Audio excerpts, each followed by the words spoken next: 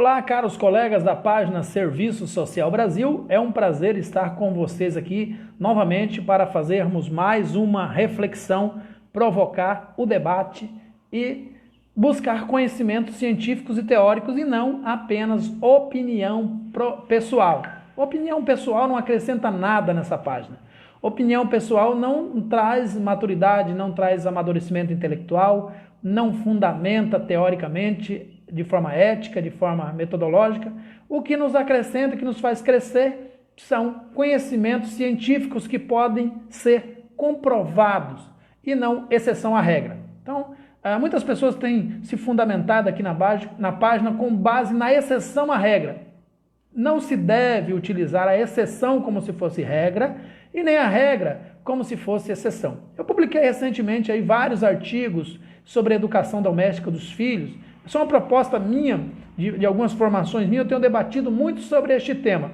E algumas nuances das relações sociais e dos conflitos familiares, na mediação dos conflitos familiares, na mediação das relações sociais, é de extrema importância que o assistente social domine este conhecimento, mas não com base no senso comum, não com base no que repete cotidianamente a sociedade, a cultura popular, que as pessoas, infelizmente, vêm para o nível superior, estudam 4 anos, mal leem livros, e aí continuam defendendo argumentos que têm fundamentação única e simplesmente baseado na perspectiva do conhecimento do senso comum e da cultura popular. Então, se o seu avô disse, se o seu bisavô diz, está valendo. Senso comum é o que importa, né?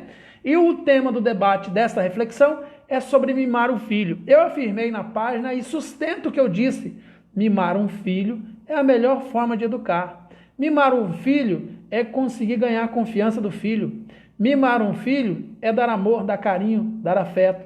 Mimar um filho significa que você dá atenção, tempo de qualidade para o filho. Isso é instrumento de educação doméstica. Aí as pessoas já vêm com a ideia de que mimar é fazer as vontades da criança. E de fato, na perspectiva da liberdade, é fazer as vontades.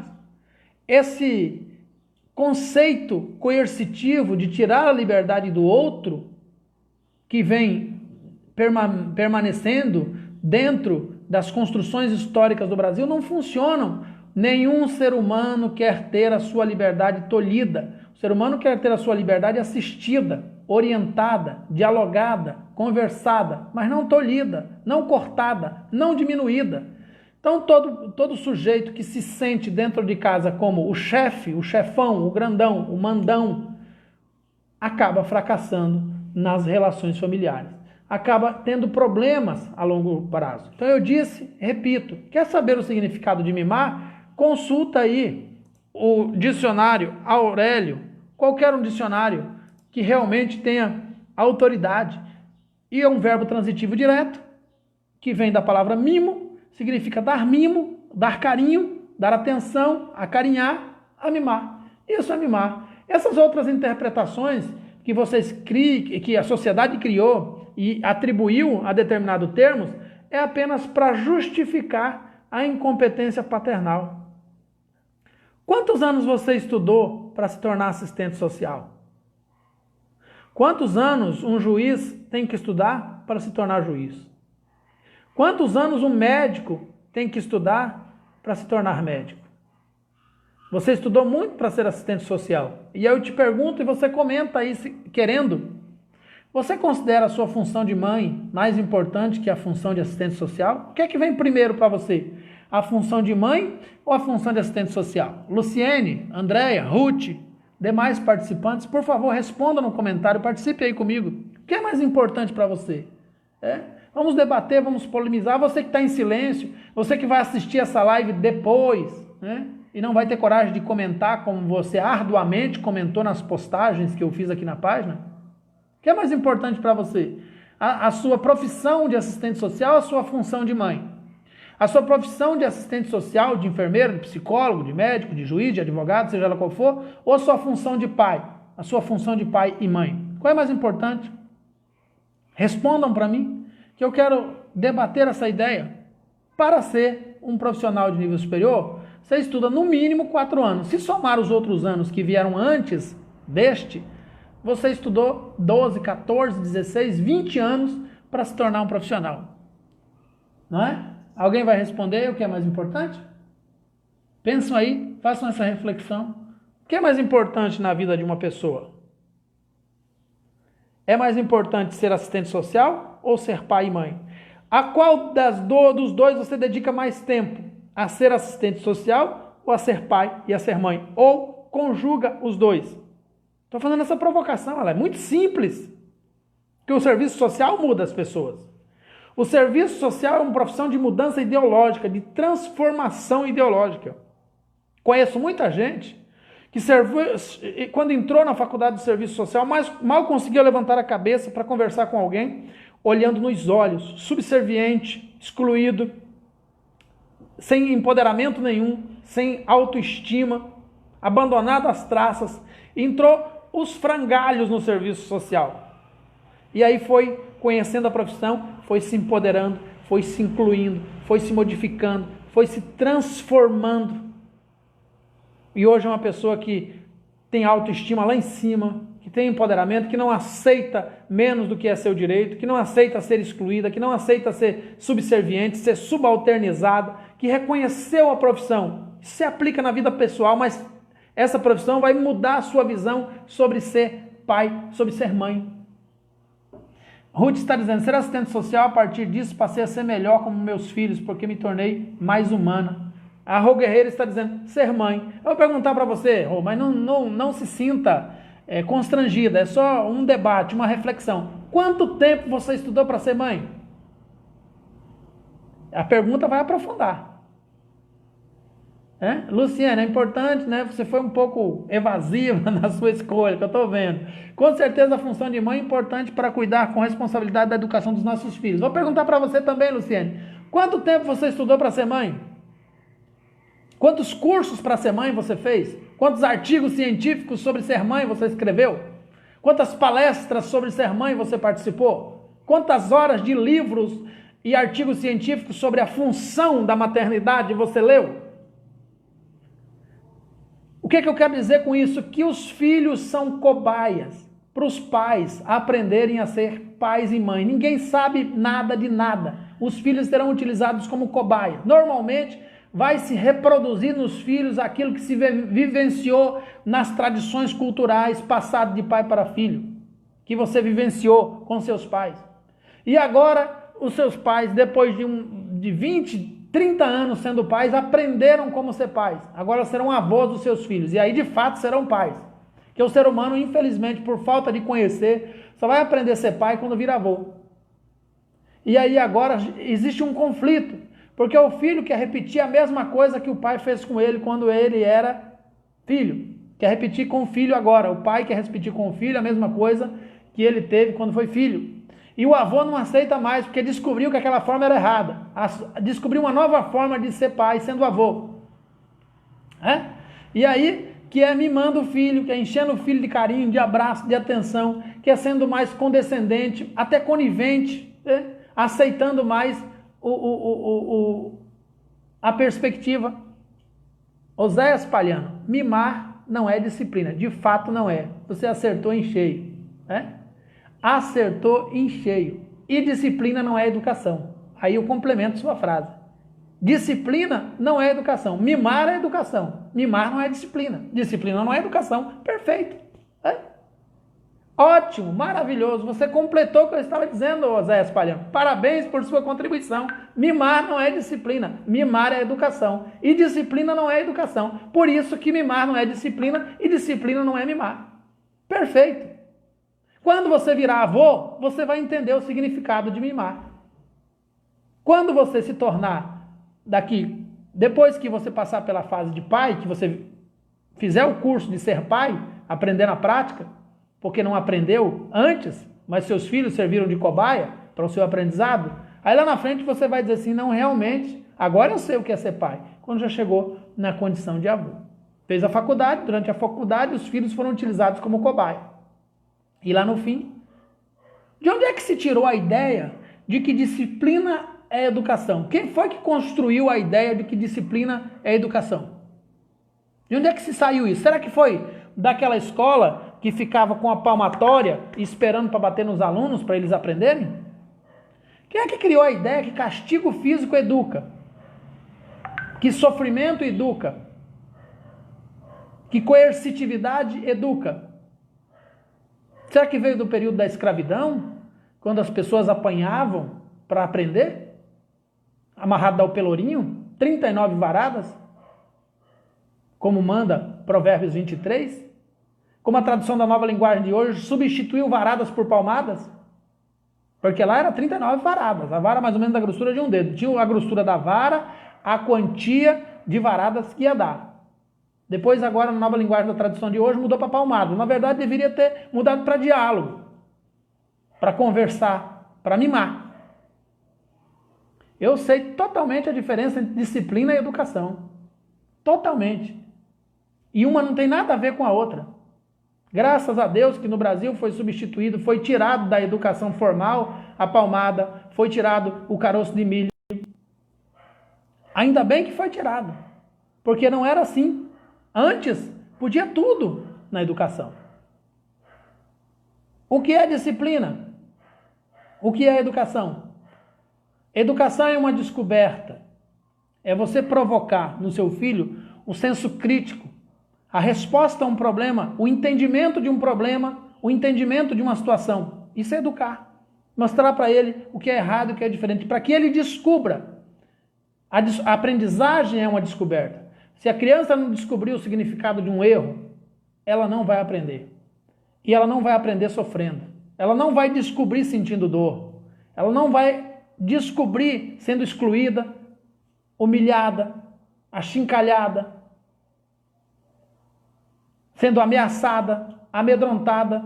O que que produz, a disciplina produz na criança? Medo, sofrimento, dor, humilhação, achincalhamento, limitação, introversão e involução. Educação é uma coisa totalmente diferente, é uma descoberta.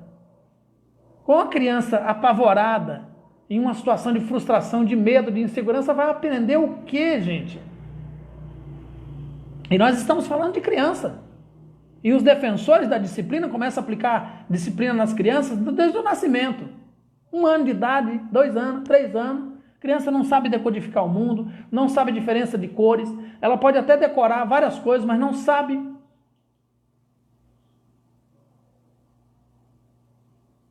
Sirlene Silva Martins está dizendo: não concordo com mimar a educação. Hoje em dia, os adolescentes têm muitos direitos e falta dever. Eu estou falando de criança, mas poderia estender até adolescente. Eu acho que você sabe a diferença entre crianças e adolescentes, né?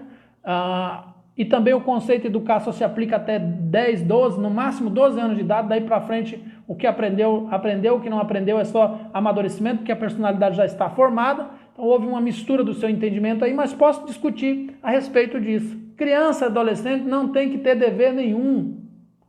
A Convenção Internacional dos Direitos Humanos, a Convenção de Haia, as decisões das quais o Brasil é signatário, as mais variadas, estabelecem esse princípio.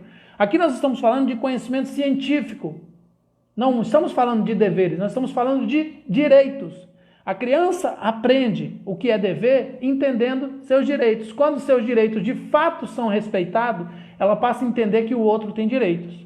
Então, quando você vai para o dever primeiro, você esquece do principal, que são os direitos.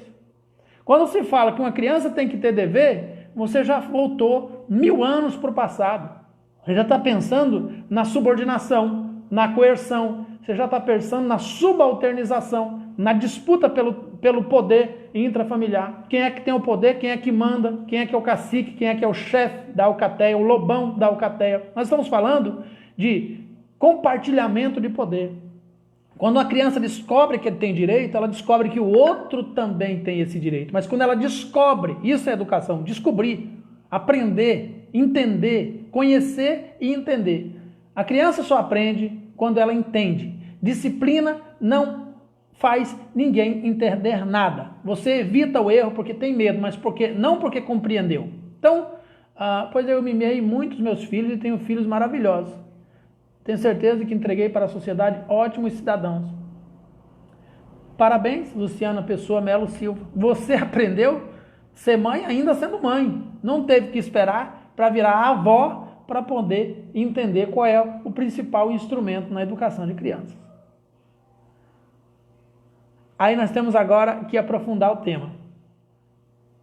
Uma pessoa que nas suas atitudes diárias tem atitudes contrárias à ética, à moral e os bons costumes e mima o filho, ela terá um imitador. Ou seja, o filho mimado imita o pai. E esse é o grande problema. A maioria dos pais não querem defender o mimo porque não querem que seus filhos os imitem, porque eles são péssimas pessoas. Então eles não querem filhos imitadores. Toda vez que o filho imitar ele, vai apanhar. Toda vez que o filho imita o pai, ele termina na disciplina. Ora, o filho aprende aquilo que existe à sua volta. Se o pai é afetivo com o filho, se o pai e a mãe mimam o filho vai imitar o pai e a mãe. Se o pai e a mãe não mimam o filho, ele vai imitar alguém que o mima. Ele vai ter como representatividade da identidade alguém que lhe dá afeto, que pode ser o vizinho, o coleguinha da escola, que pode ser o morador da outra rua, o traficante. Então, a quantia de imitação que o teu filho vai ter de você, o tanto quanto o filho vai imitar você, é o tanto quanto você mima ele. Se você mima ele e as suas relações sociais são baseadas na mentira, na corrupção, na falsidade, na falta de ética, na falta de moral, de bom costume, na falta de organização pessoal, ele vai imitar isso.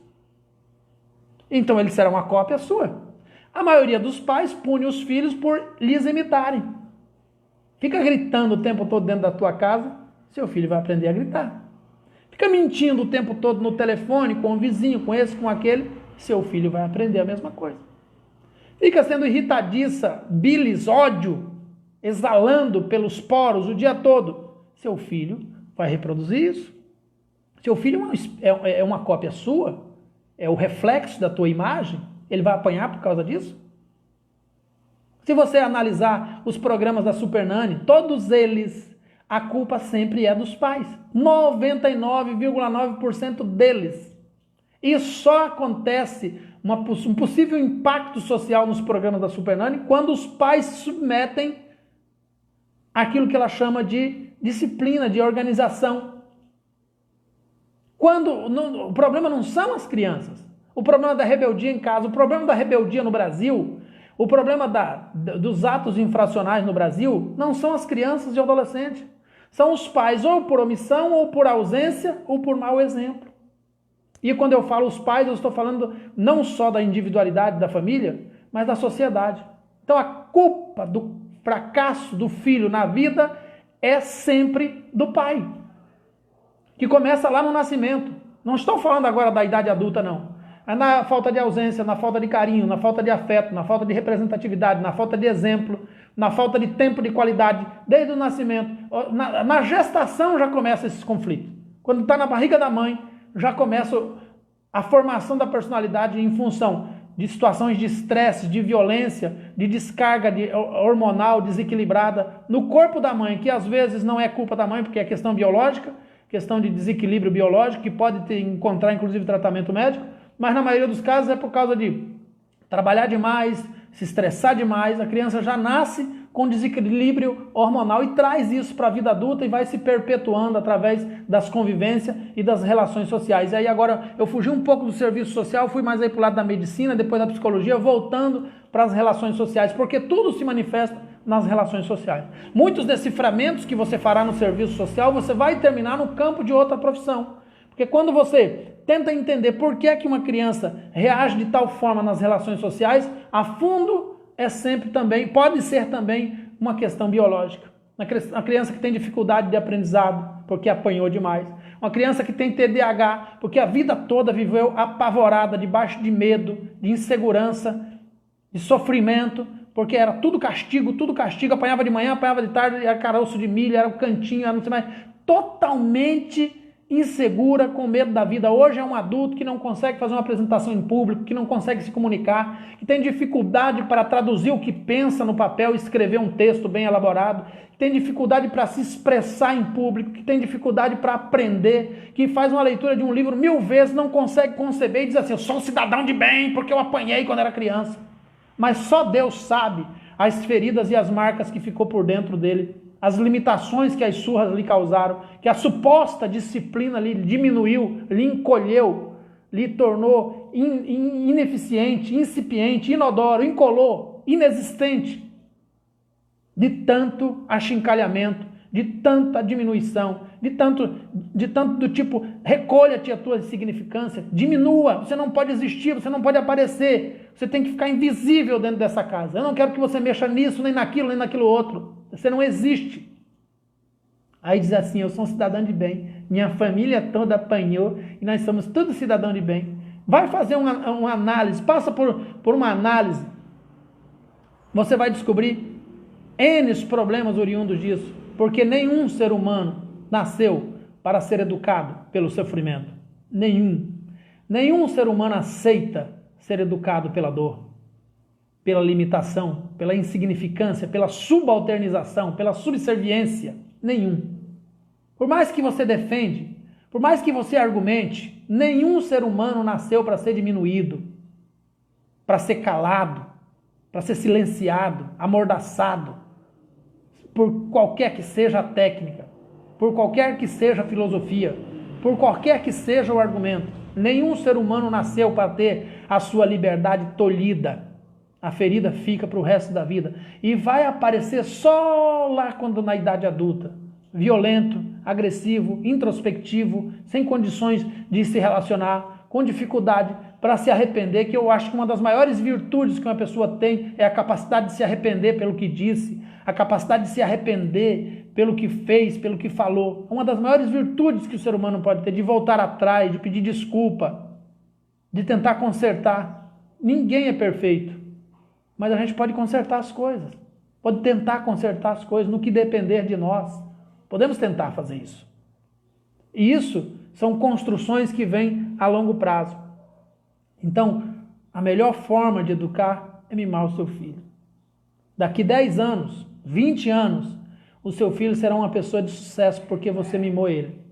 Mas ele pode ser uma pessoa introspectiva, ele pode ser uma pessoa subserviente porque você preferiu escolher a disciplina, o castigo físico, o canto, a privação de um item. Você não conseguiu levar o seu filho à descoberta da ciência, do conhecimento. A ciência de um fato, o conhecimento de um fato. Você levou ele à mordaça, ao silenciamento, à insignificância, à diminuição, ao silêncio das ideias, à coerção da liberdade. Eu poderia adjetivar aqui 1000 itens a respeito disso. Só porque ele te copiou. Só porque ele te imitou. Só porque ele foi uma cópia fiel de quem você era. Ou porque foi de alguém que você nem conhece, imitando alguém que você nem conhece, porque você foi omisso em mimar seu filho.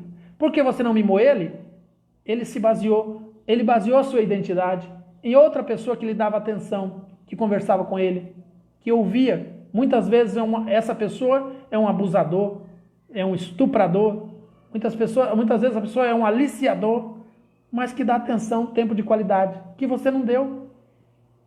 E aí por isso que você defende a disciplina, porque você fracassou enquanto pessoa na perspectiva do afeto. Talvez você tenha sido abandonado na sua infância, não recebeu tanto afeto como merecia, hoje você está fracassando na afetividade.